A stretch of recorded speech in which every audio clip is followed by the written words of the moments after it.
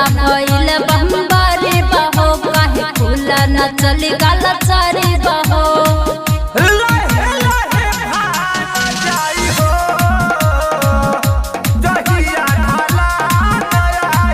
हमर जवना भइल बम्बारी बहो काहे खुला न चली गाला चारी बहो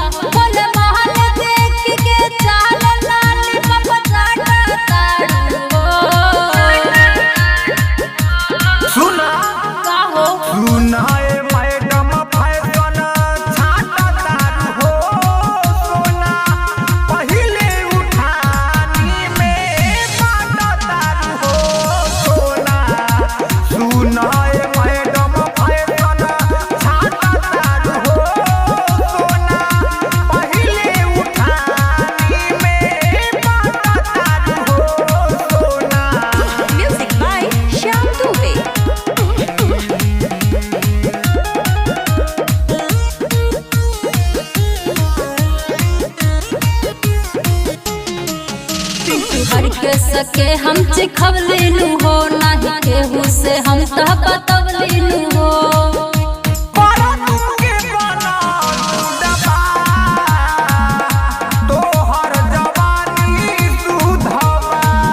यादो शैलेंद्र के हम चिखवलीनु हो नहीं केहू से हम तह बतवलीनु हो सुनी सुनी जान सब कहे रात भर जागताड़ू हो सुनाए मैडम फैशन